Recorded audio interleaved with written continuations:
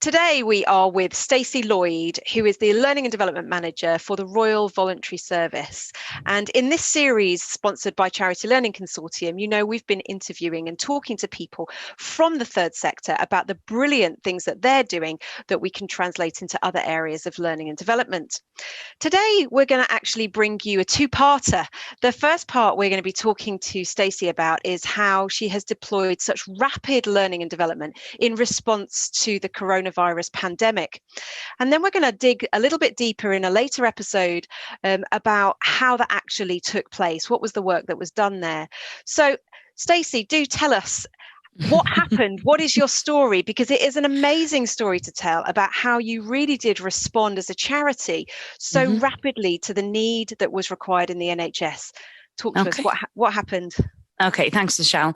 So I'll start off with talking about the NHS Volunteer Responders programme and sort of, how it came about. So it is an NHS England initiative. So the NHS Volunteer Responders programme is partnering between NHS England, ourselves, the Royal Voluntary Service, and a digital company called GoodSam.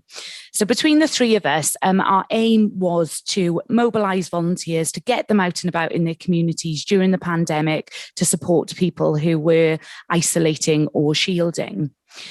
So in that partnership, we took sort of individual responsibilities, and the Royal Voluntary Service responsibility was to recruit volunteers to get out and about and do the great things that they do in their communities.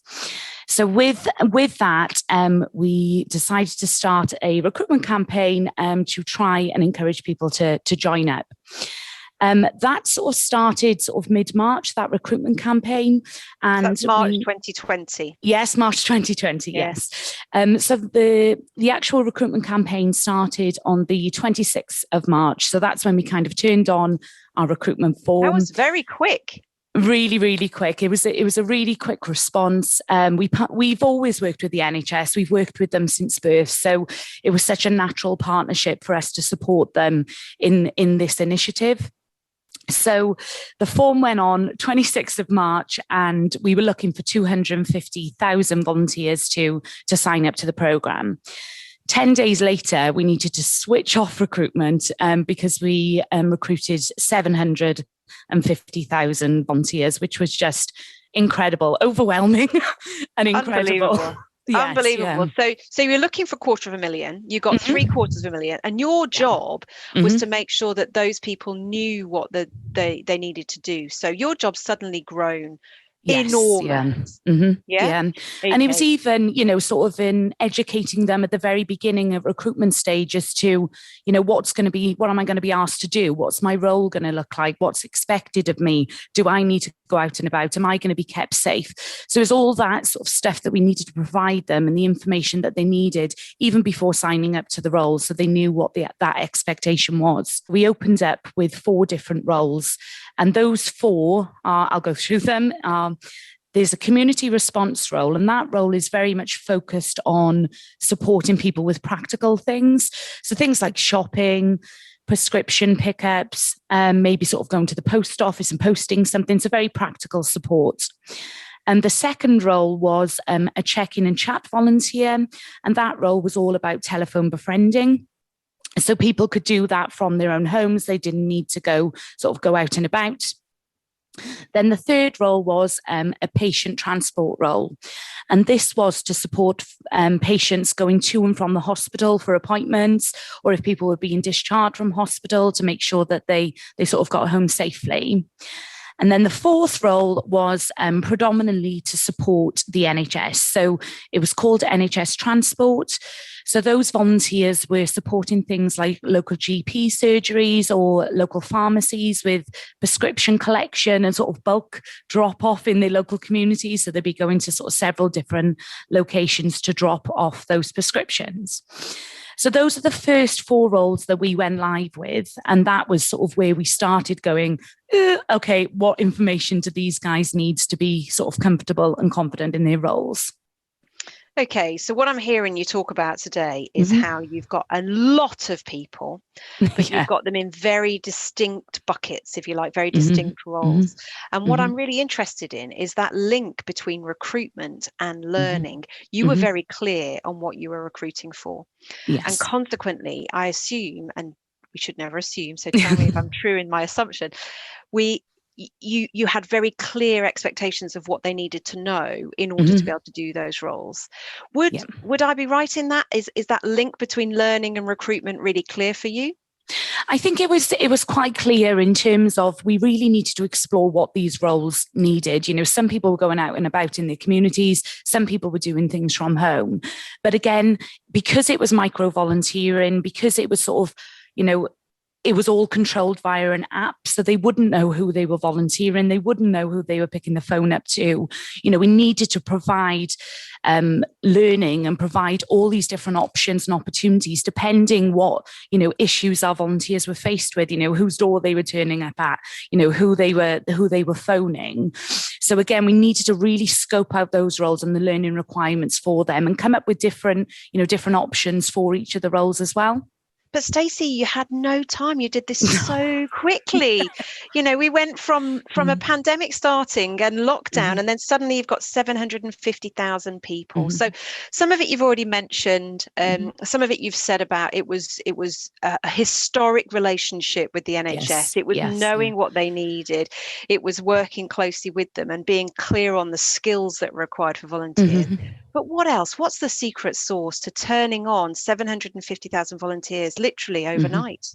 So we started off at the very beginning by creating getting you started packs. So, and that was very informational. It was, you know, sort of telling them about, you know, data protection, what they could and couldn't do, safeguarding, how to keep themselves safe when they were out and about volunteering, you know, what were the basics of their roles and things like that.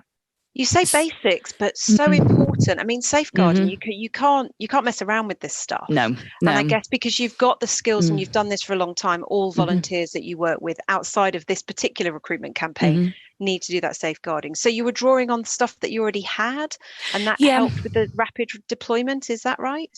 Yeah, so in Royal Voluntary Service anyway, we have all these, you know, what we call compliance training, mandatory stuff that our volunteers go through.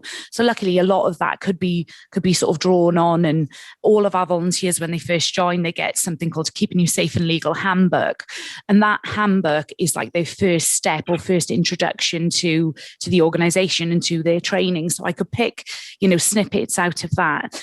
But it just all had to be sort of adapted to be in this environment as well. So, you know, people couldn't go into people's homes. So it was less likely that they were going to notice sort of a safeguarding issue or something like that. So we did have to adapt it. But luckily that we had the sort of the bare bones of stuff available from, you know, our typical volunteering training that we have available.